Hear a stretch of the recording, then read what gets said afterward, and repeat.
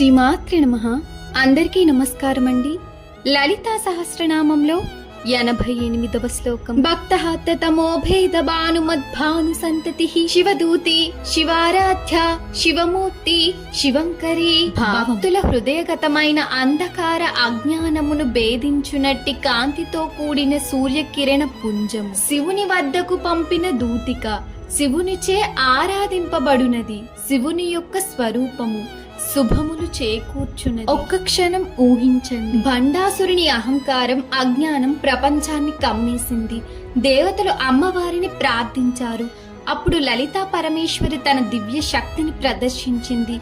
ఆమె కేవలం దేవత మాత్రమే కాదు, శివశక్తి స్వరూపిణి, శివుని సందేశాన్ని నెరవేర్చే శివదూతి, శివుడే ఆరాధించే శివారాధ్య, శివునితో భేదం లేని శివమూర్తి. ఆమె దివ్య తేజస్సు సూర్యకిరణాల వలె ప్రకాశించి భక్తుల హృదయంలోని అజ్ఞాన అంధకారాన్ని తొలగించింది. ఆమె సన్నిధి ఎక్కడ ఉంటుందో అక్కడ శుభం, మంగళం, ధర్మం వికసిస్తాయి. ఎందుకంటే ఆమె శివంకరి, శుభాన్ని ప్రసాదించే జగన్మాత. జ్ఞానం వచ్చిన చోట అజ్ఞానం నిలువదు, వెలుగు వచ్చిన చోట చీకటి ఉండదు.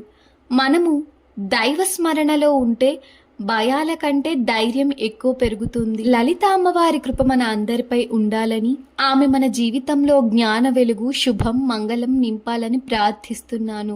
శ్రీమాత్రే నమః.